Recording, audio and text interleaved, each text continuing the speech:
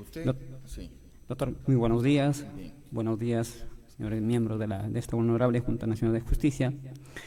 Es para mí un honor estar aquí presente frente a ustedes en el marco de esta convocatoria, Sí. con la finalidad de absorber todas las preguntas que crean por conveniente formularles. De Muchas acuerdo. gracias. Conversemos entonces sobre la tesis que usted sustentó y aprobó para optar el grado en diciembre del 23 en la Universidad San Cristóbal de Huamanga en Derecho Civil y Comercial, grado de maestro en Derecho Civil y Comercial, que versó sobre la ejecución de la sentencia de prestación de alimentos, un estudio explicativo del escaso registro de deudores alimentarios morosos. ¿Cuál fue el problema que usted estudió en esa investigación? Bien, doctor, muchas gracias por la pregunta. Bien, doctor, la principal problemática que se suscita en caso de prestación de alimentos, el tema de la ejecución de las sentencias de prestación de alimentos, que es una problemática que subsiste hasta la actualidad.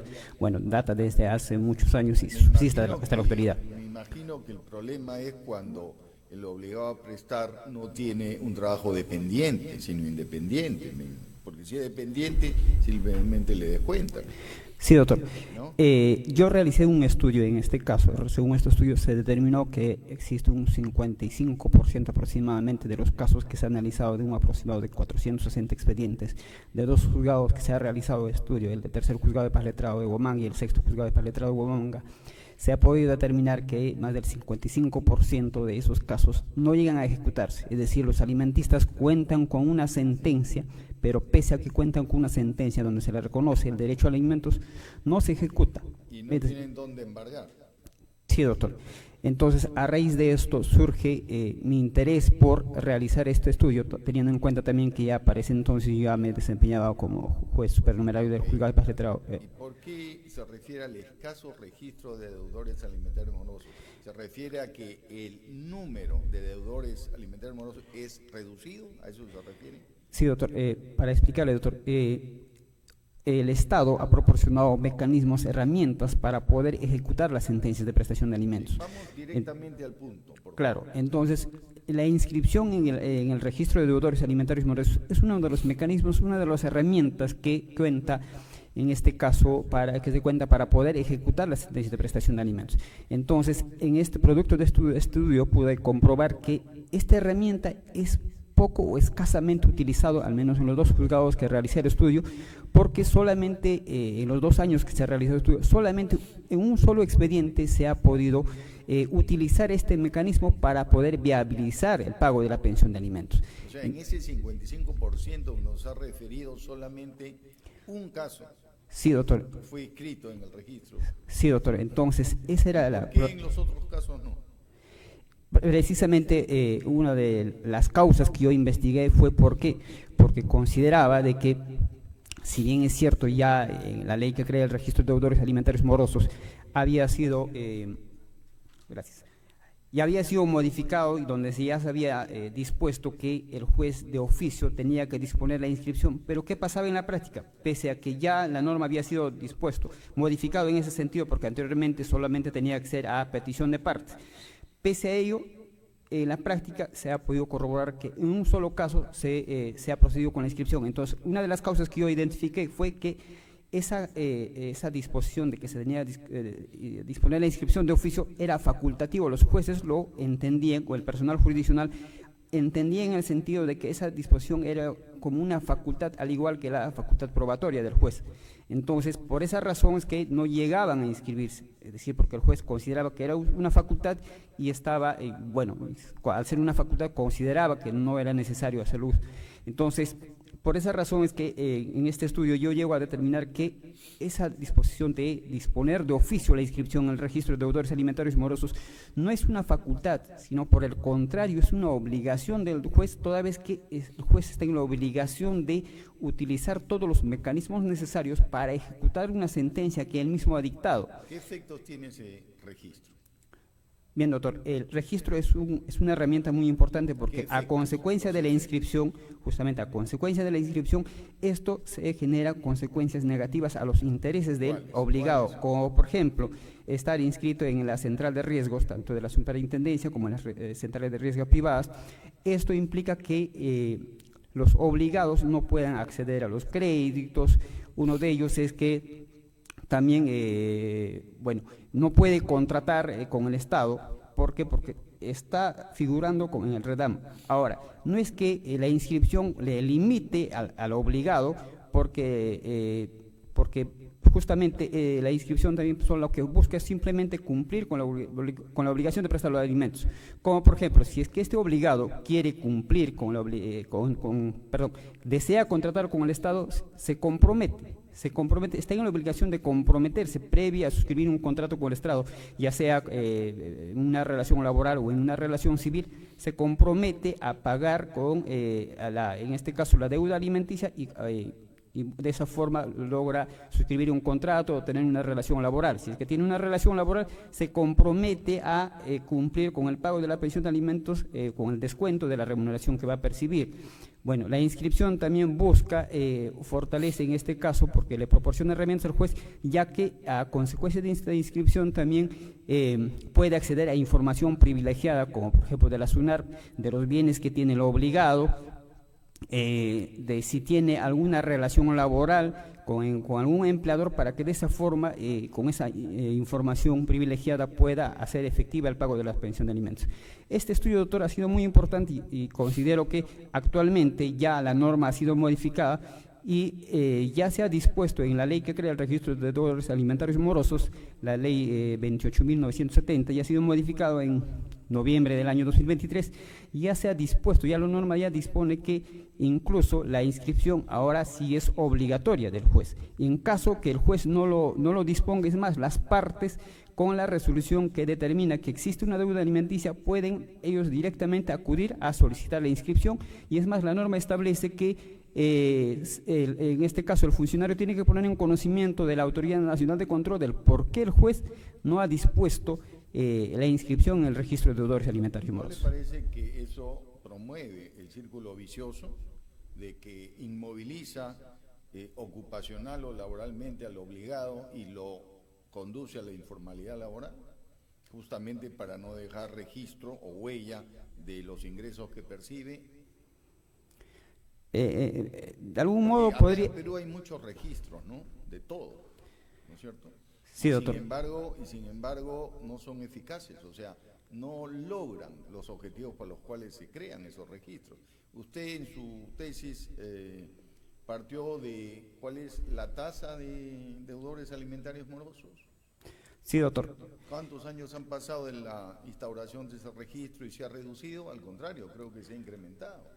Sí, doctor, pero principalmente no es porque la ley no sea eficaz, o sea, su ineficacia está relacionada a que muchos desconocen de las ventajas que proporciona esta ley, y los propios magistrados y el personal jurisdiccional desconoce, es más, no se utiliza. Entonces, su ineficacia más está relacionado porque no es utilizado, pese a que eso es una herramienta muy importante. Es más, en el trabajo también de investigación que he realizado, realicé también una entrevista con los magistrados y el personal jurisdiccional, y ellos mismos son conscientes de la importancia de este mecanismo, pero pese a ello no lo utilizan. Entonces, su eficacia está relacionada más por el tema de que hay un desconocimiento y porque no se utiliza, y no porque precisamente pues por otras razones de que puede ser pues no está relacionado a otras razones, es más por un tema de desconocimiento de las ventajas que ofrece el registro de deudores alimentarios morosos. Gracias. Gracias a usted, doctor. Postulante Mendoza, buenos días. Buenos ¿Qué días, opina doctora del hostigamiento sexual laboral? Bien, doctora, para empezar, mencionar que a partir del noviembre del año pasado que se ha modificado la competencia del Juzgado de Paz Letrado Laboral, actualmente ya es una competencia del Juez de Paz Letrado Laboral, ya que viene conociendo como casos de hostilidad. También está regulado por una ley especial, ¿no?, donde se protege en este caso la integridad de la mujer, en este caso, bueno, de la persona, del trabajador que sufre el acoso. ¿Cómo se conduciría usted si en caso supiera de que una persona jerárquicamente superior a usted ha incurrido en dicha conducta con un personal de la institución, hipotéticamente, ¿no? Que le ha hecho tocamientos, ¿no? Sin que haya consentido. Y cuando hablo de tocamientos no me refiero necesariamente a los de connotación que están enmarcados en los de delito de violación sexual, sino sencillamente tocar a una persona, ¿no? ¿Qué opina? ¿Cómo se conduciría? Bien. ¿O por qué su superior tal vez lo minimiza el tema? No, doctora, bueno, agradeciendo por la pregunta, doctora.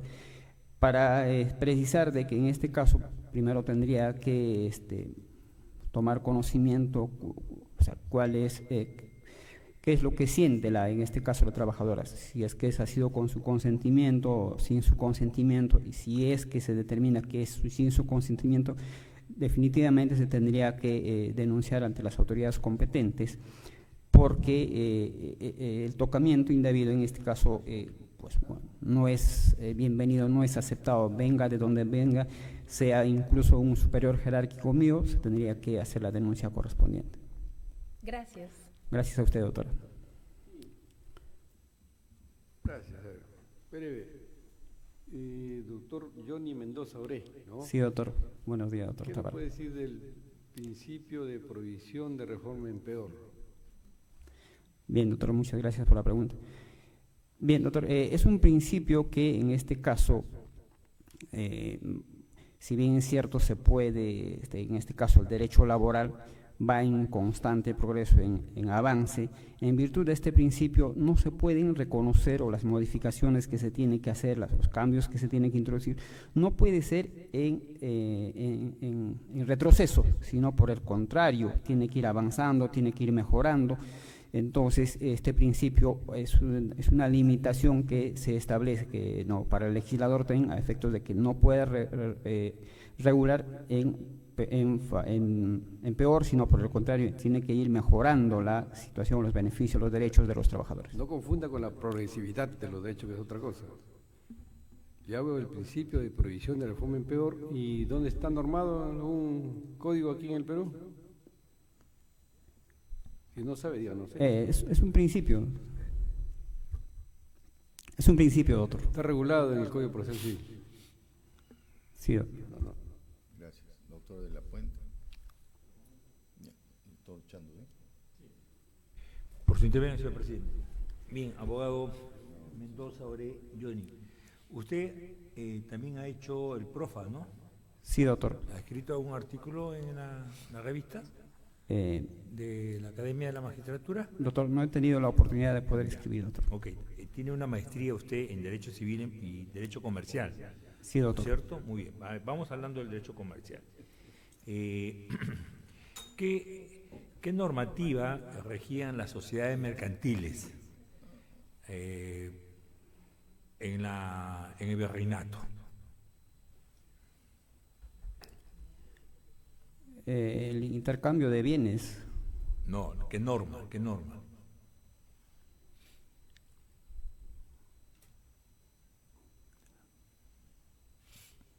¿Se acuerda o no se acuerda? No, doctor. Ya, ok. Y en la República, después de la independencia del Perú, Claro, se dicta la primera Constitución y Ya. luego el primer Código Civil en 1852. A partir de tiene influencia y de... el primer Código de Comercio, ¿cuándo se dicta?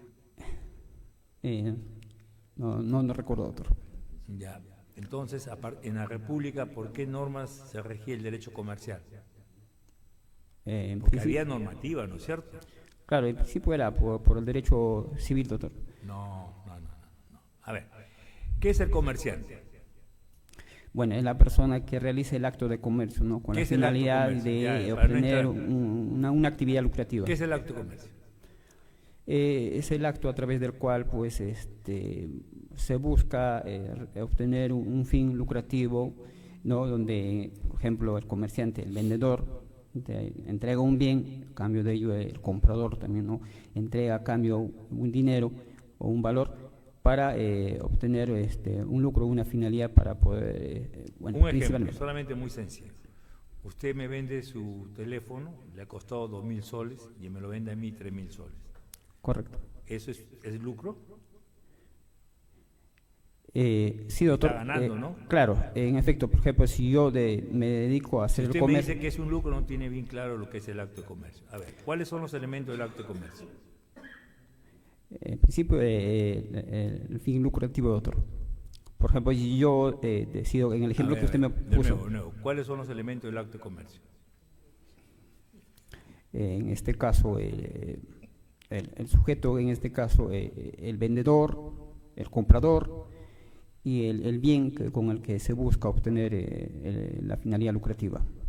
No, ese es el ABC del derecho comercial. Bueno, por último, ¿tiene una idea qué cosa es lo que ha cambiado del concepto de comerciante en la antigüedad y el concepto de comerciante con el Código de Napoleón del año 1807? Bien, anteriormente, doctor, era pues el trueque, actualmente ya. No, pero el trueque no es comercio. Ya, eso es todo. Ok, gracias, señor presidente. Doctor, Gracias, presidente. Buenas tardes ya, señor Mendoza Oré. Buenas tardes, doctor de la Puente. Su vinculación con el Poder Judicial y con el sistema de justicia es evidente, ¿no? Está vinculado desde el año 2016. Y eso creo que dice mucho de su proyección, de su compromiso. Claro, hay una situación también que depende cómo se mire, puede llevar a conclusiones. En su caso, usted ha postulado varias veces, ¿no?,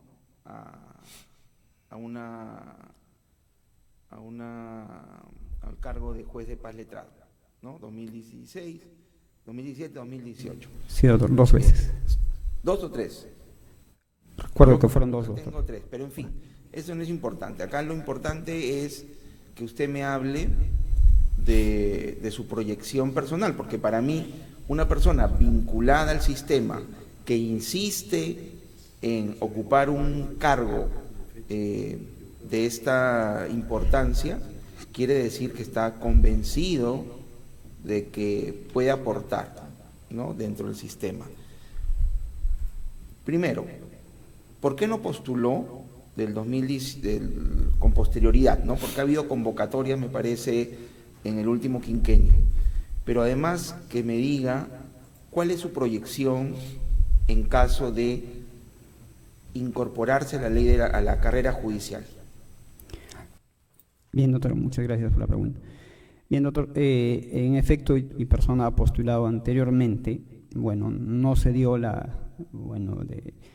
cosas como pensaba. Entiendo yo que, nosotros estamos en un constante proceso de aprendizaje y entiendo que no era el momento. Bueno, yo no me di por vencido, decidí prepararme mejor, porque para la magistratura se necesita un juez competente, que esté preparado, idóneo. Entonces yo, al ver esa realidad, consideré que en efecto, en su momento, no ingresé porque entiendo yo que me faltaba mayor preparación, mayor capacidad. Entonces, es por esa razón pero insistí, ¿no? Insistí. Ahora, en este tiempo, si bien es cierto, no postulé. Uno, porque consideraba que debía esperar el momento adecuado. Otro, porque en las veces que se han convocado, no se dio la oportunidad de convocar una plaza en la ciudad de Huamanga, en Ayacucho, donde vivo, ya que para mí es esencial, es fundamental también alcanzar una plaza, en este caso en la ciudad de Huamanga, porque yo tengo una familia ya formada y no me gustaría irme a otro lado porque decidimos establecernos en esa ciudad. Entonces, básicamente han sido esas las razones del por qué no he participado en las convocatorias anteriores.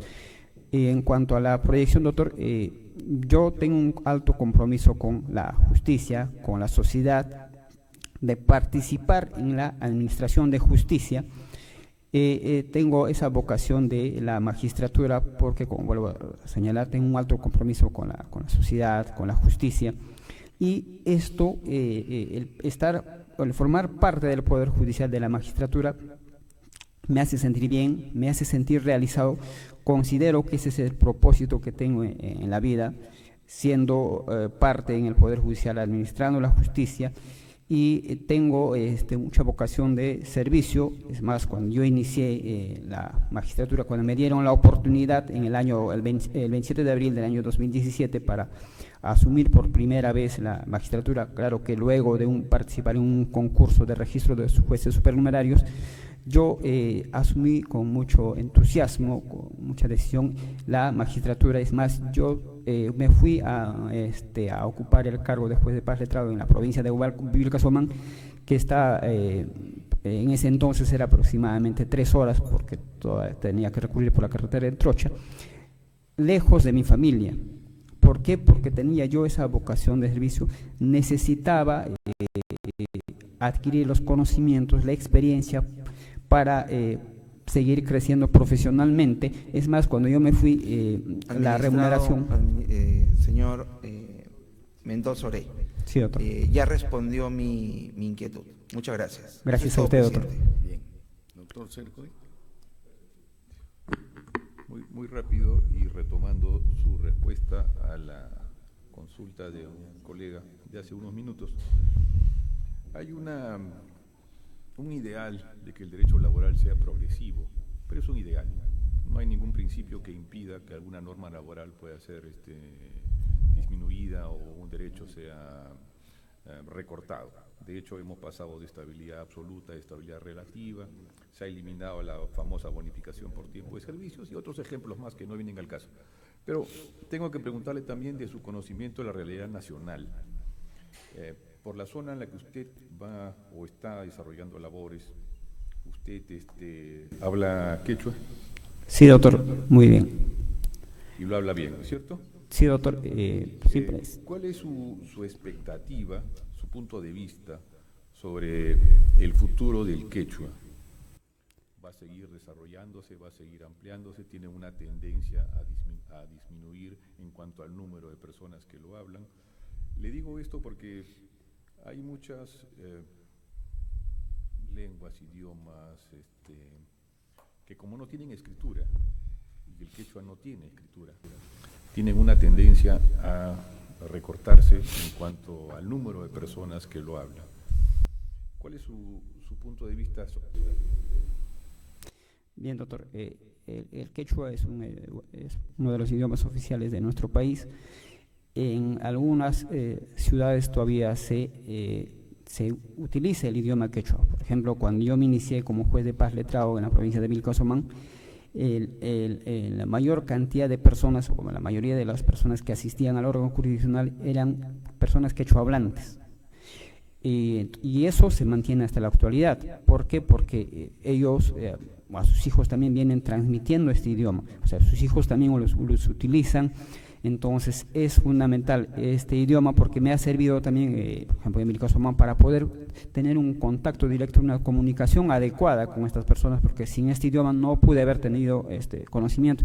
Y ha sido importante para acercar a la justicia a estas personas, superando estas barreras lingüísticas, que muchas veces se ven limitados, y es más, las personas quechuahablantes deciden a veces no acudir al órgano jurisdiccional. ¿Por qué? Porque sienten que no tienen esa conexión, no hay esa herramienta que, como las demás personas que son del idioma castellano, no tienen esa facilidad de acercarse a la justicia. Es más, actualmente también el juzgado donde laboro, yo actualmente estoy laborando en el juzgado de paz letrado laboral supraprovincial, que es precisamente la plaza que estoy postulando. En esta plaza igualmente se utiliza bastante el idioma quechua. Es más, este año he tenido varias audiencias con personas quechua hablantes que no entendían, en este caso, el idioma castellano, de los trabajadores, de los obreros municipales. Entonces, en mis audiencias tuve que hacer una intervención directa, comunicarme con ellos utilizando este idioma. Y entonces, de esta forma, pude ver también este caso de las personas, en su rostro, la satisfacción que tienen de poder acceder a la justicia en su propio idioma y que no se vean limitados por no saber hablar el idioma castellano. Entonces, usted ha comentado una cosa muy importante, que es la satisfacción que tienen estas personas de ver que las personas que van a administrar justicia están hablando en el idioma que ellos hablan. Eso es muy importante. Entonces, ¿usted considera que su conocimiento del quechua es un plus al momento de que usted administre justicia? Sí, doctor, es un plus y es por esa razón incluso que me he acreditado como servidor bilingüe, acreditado por el Ministerio de Cultura, porque es importante, al menos por la región donde yo trabajo, me desenvuelvo, las personas son quechua hablantes, hay un buen porcentaje de que son quechua hablantes, y entonces es esencial para conocer, por ejemplo, plantean una desnaturalización de un contrato civil. Para ello es importante preguntarles, conocer la razón, cómo fue la relación en el idioma quechua, cosa que de repente no se puede lograr. Si bien es cierto, el intérprete es una ayuda importante para poder conocer, pero no es como cuando uno mismo conoce el idioma, domina, entonces tienes un acercamiento mayor a estas personas con estas barreras lingüísticas. Como vuelvo a decir, se siente, es una satisfacción ver en el rostro de estas personas de cómo han podido acceder a la justicia. Queda claro, doctor. Gracias. Gracias a usted, doctor.